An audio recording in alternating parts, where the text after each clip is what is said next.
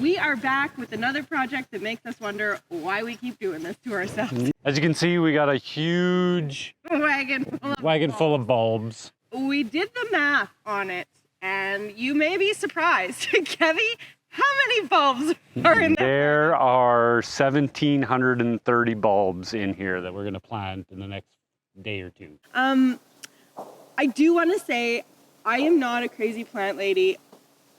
I am a little bit ashamed to say that I bought all of these in several different transactions so as not to appear as a total crazy plant lady.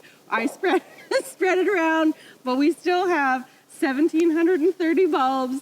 And I'm not gonna lie, I was a little shocked when we started adding them up today, but you know what? It's gonna be beautiful. So it'll look amazing. beautiful in the spring. Yeah, it will. So a little bit of backstory to this is last fall, I was shopping and I came across the bulbs and I ended up buying crocus, hyacinth, tulips, daffodils, and I had planted them in and around the food forest. My goal was to have some early color in the yard before the leaves opened up and before everything else flowered. I also endeavored to create an early food supply for the bees and the other pollinators that we have around here. So I must say we absolutely loved the tulips. Yeah, it was a burst of color. The snow was still on the ground a little bit and they were popping out. And we would almost race each other outside in the morning to say, oh look, we have a new bud, or we have a new bud, or whatever, right? So we really enjoyed it.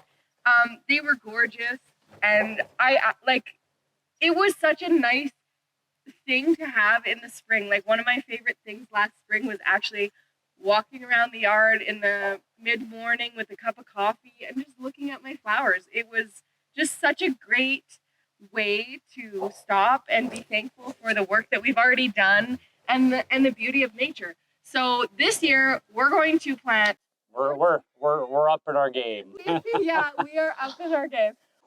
Spoiler alert, we did not get all of our bulbs planted that day. The weather kind of took a turn for the worse and it started to be unfun to be outside planting in heavy gusting winds. So we called it quits for the day. I have been kind of plucking away at it and I am down to my last 2 food forests to do. So I have about 15, 16 bags of bulbs left and I'm going to plant some in the area here that I'm sitting with the Haskaps and Saskatoon trees that we've planted quite a few years ago. I'm going to put some in the apple food forest behind me. And whatever's left, I'm going to try and get over in by the chicken coop because I love to see a little bit of color over there for them too.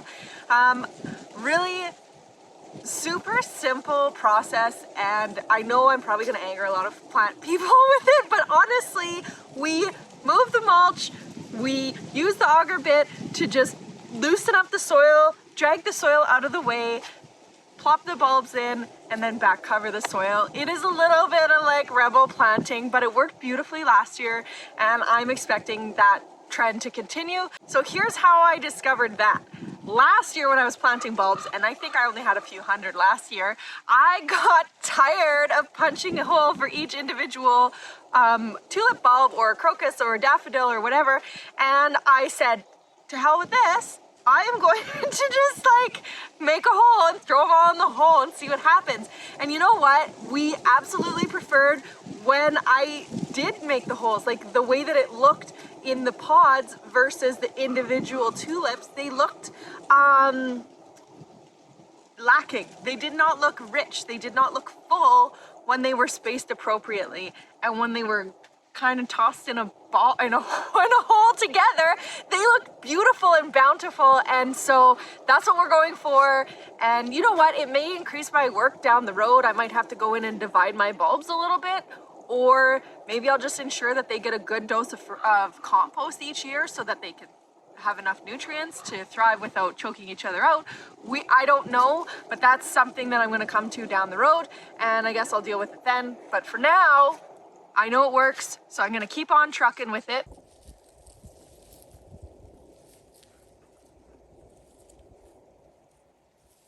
One thing that I should mention that I haven't yet is there is a little bit of a method to my madness here. I am conscious of which trees I'm planting my bulbs around and how far away I'm planting them. I want to make sure that I have enough room between the bulbs and the tree that I can safely harvest the fruit off of the tree without affecting the bulbs. Yes, the bulbs and the fruit are generally ripe in different seasons, and usually by the time you're picking fruit from a tree, the tulips have died back to the bulbs anyhow. But I do want to be cautious, and I don't want to go too close to the trunk of the tree. So like ideally that would be the best place to put them, right? Because you're not stepping right there, but I don't want to drill my auger through the roots. So I'm kind of just taking a step back as I place these bulbs and kind of even just walking around the tree to see how I can best orient that. So that is one thing. This is not just a willy-nilly project. I am making sure that I'm having a little bit of forethought ahead of time to save myself the room or the work of having to pick them up and move them in the future. I'm hoping that it works out well. Again, the road to hell is paved with good intentions, so I guess we will see how it goes in the future. But for now, this is my plan.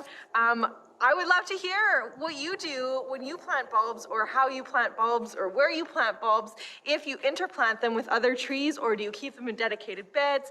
That's so interesting to me, so please do share with me in the comments below how it's going for you.